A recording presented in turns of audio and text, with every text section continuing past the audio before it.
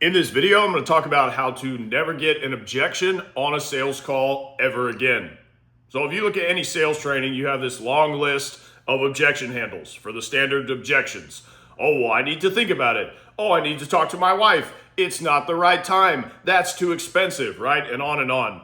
But if you do what I'm about to tell you how to do, you won't have to get objections in the first place. We will handle them before the call. It's not magic. First, why do you want to handle them before the call? Because handling them at the end of the call puts you in a weak position where you're trying to justify to someone like, hey, this is a good idea, you should give me money.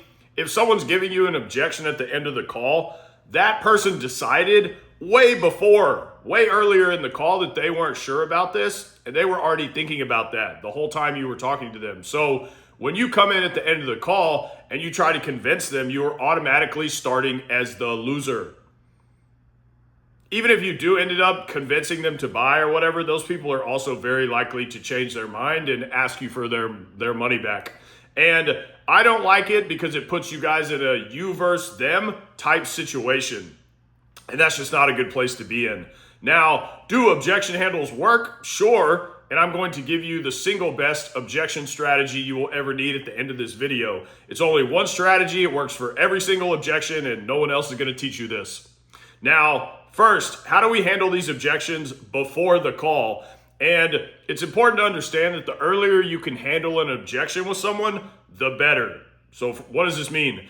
If a business you sell for makes really good social media content about their product and their niche, that content is going to handle most of the objections up front before you even get on a call with somebody. So you can address common issues people are going to have in the content, so that when they do eventually get on a sales call, they already had that worry eased in their mind, or they had those questions answered. So you don't have to spend time dealing with those on a sales call. But if you wait until the end of a sales call, right at the same second that they have to make a decision about handing over thousands of dollars, they're going to bail. That's too much pressure when they have these fears that are still in their mind, or these worries or whatever. And another good thing about the content is unqualified people, they won't even schedule calls with you. And you won't have to waste any time with unqualified people. You see what I'm saying? So you only end up on calls with people who actually want to buy, qualified leads. So that's why you handle them early. Now let's go over the best places in the sales process for you to handle objections. As I mentioned, the content. This is about the earliest that you can handle them. This also goes for paid advertisements. You can handle them there. It's the same touch point in the sales process, basically. Then next, after the content, you can handle them in any kind of free stuff that the business gives to their audience. That could be some kind of lead magnet, a Google document that's loaded with free information, a free course, etc. And after that, it's going to be in the sales funnel. So let's say someone sends the business a message, the appointment center screens them for common issues and objections they may have before he decides to schedule a sales call for them with the closer. Or you could also do this in a video sales letter or in the webinar. They're also very likely to handle objections there. That is a great place to do it because these days with short form content and people's attention spans, when they get on a webinar or a long form video, you have their attention for like 30 minutes to an hour. So you can cover tons of information there. Now, some of you may be thinking, well, don't all online businesses do this stuff? Isn't that common? No, they don't, right? Most businesses don't do this stuff. They run their business like trash. So it doesn't really matter what you do. You're always going to have people who have objections because lots of businesses don't do this, and there's just going to be some people that have objections anyway. Now, the next place that you can handle objections before the call is in some kind of pre-call sales asset. So if someone schedules a sales call with you, you want to typically send them a short video, a short document that goes over your product or your business and what you do. Now, that's basically the last place before the sales call because you want to send them that right before the call. And then after that, you guessed it, it's on the sales call. But it's before the pitch, before you ask for money. Okay, so why is this? In high ticket sales, the sales calls generally are about you having a conversation with someone and getting to know them as opposed to some like forceful type of sales call. So most of your conversation with someone is not a pitch. We're not trying to convince them of anything. We're just having a normal conversation where you are talking to someone and just getting to know them. And when you do this, it's much easier to ease someone's fears and worries and show them how this product is right for them and how it can solve their problems. And it's much easier to do that than it is after you've been like, okay, well, it's $6,000 now. What do you want to do? And now in their mind, they're like, oh, this has gotten serious. Whereas before, we were just casually talking, right? So what you want to do in your sales calls is make sure that you do a really good discovery. Make sure you're asking them really good questions, finding out why they actually got on this call, because they're not going to tell you up front, so you're going to have to dig. What is the reason they thought this product is what they needed? What is the pain that drove them to get on this call in the first place? People do not get on sales calls for fun, okay? They get on sales calls because they want a solution to a real problem that they are having. That is why they show up, period. So they have some problem that they are not telling you about at first, and they are hoping that your product or service is going to be the solution. Otherwise, they would not have shown up to this call. So just make sure that your sales process is dialed in, and many times that's going to solve most objections for you before they even come up. Now, I'm going to give you a simple strategy that will probably triple the amount of sales that you will make every month. I'm dead serious. I give this to closers, they implement it, and they easily start making twice the sales every month. Literally. When I tracked this for a few months, every objection I overcame with this strategy added on average like 7 to 8K of commissions for the month. Literally. So this isn't theory. This shit works. And after working with tons of salespeople, the number one problem I see with basically everybody is that when they get an objection at the end of a call, they just crumble immediately. So they're like, if you watch most salespeople's calls, the whole call, you're like, oh, this guy's pretty good at sales. He's confident. He's charismatic. He's asking the right questions. And then they ask for the money and they get an objection and they transform into this like baby rabbit that tucks its tail and runs home. I'm like, what just happened to you? This is 99% of salespeople, okay? So think about it for yourself. What do you do when you get into an uncomfortable situation? You crumble, you're out, you don't like confrontation. Or what do you do when someone tells you no? You just accept it. You're like, oh, okay. And you just get out of the situation as fast as you can. So salespeople will get a no, and then they say, okay, no problem, bye. This is totally wrong. The best salespeople, they disassociate from the word no, and they just keep people on the phone way longer. They know how to keep people on the phone and keep them talking. And they know that the word no usually doesn't mean no.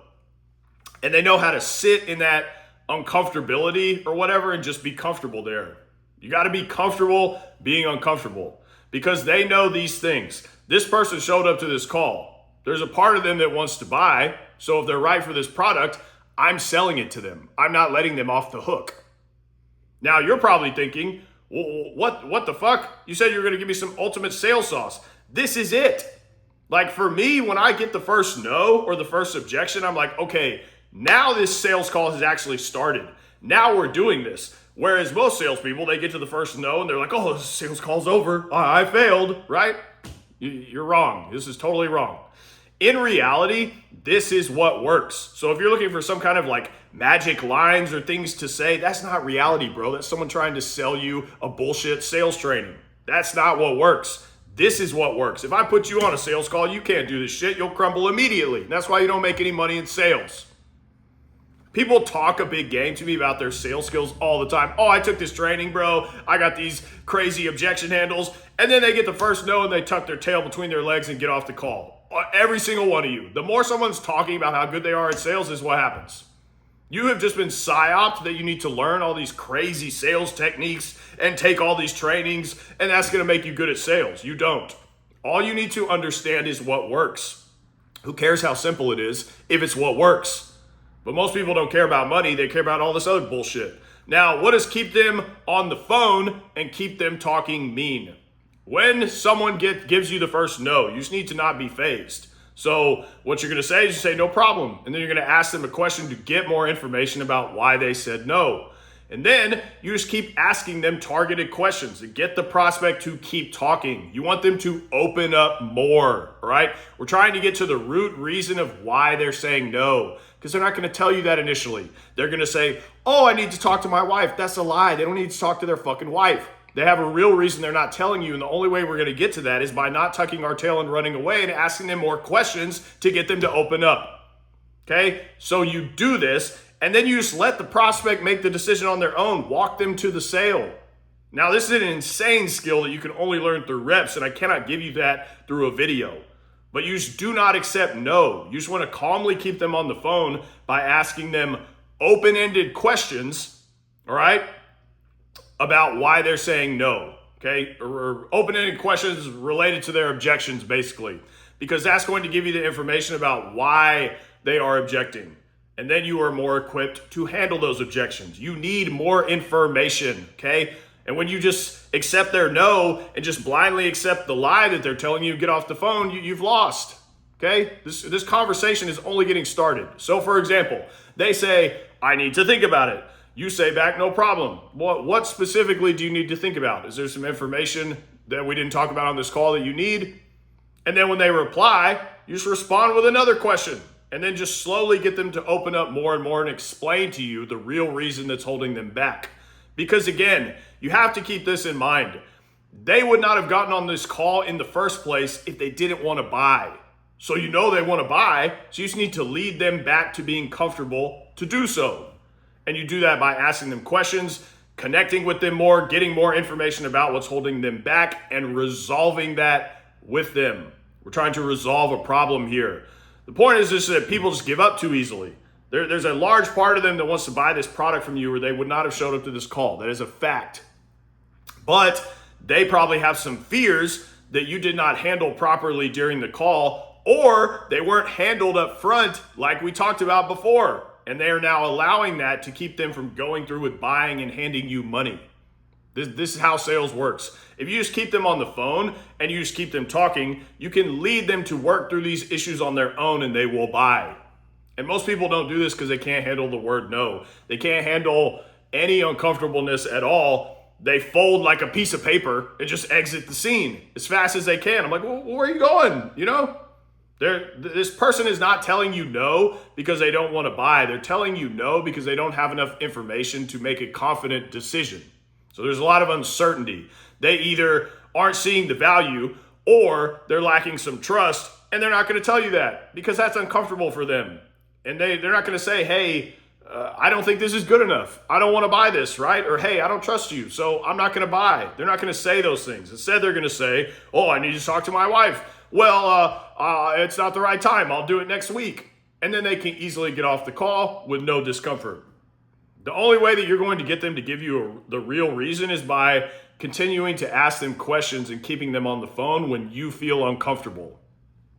So you just need to disassociate from the word no. Stay calm and polite and just keep them on the phone. Keep asking them questions and keep them talking. This is what the best salespeople do. It's not advanced techniques. You know, it's experience through thousands of sales calls to know what actually works with people. So advanced salespeople can just handle the uncomfortableness. They can keep someone on a call and keep talking to them while they feel uncomfortable because they know this person is a good fit for the product. They know they want to buy because they got on the call. You found out all their problems, so you know this is going to help them. Why wouldn't you sell it to them? Just remember, again, people get on sales calls for a reason because they are looking for solutions to real problems that they have, and they have some interest in buying this product, and it's your job as the salesperson to give them enough information and certainty and show them why this is going to solve their problems. So that they already want to buy. You just have to do a good job of getting them over the line and making sure that they are comfortable in going through with this decision. So this is how you handle objections up front and the right way to handle them on a call. That's the end of the video. If you want my help getting a closer role or a setter role, go to the links in the description. Until next time.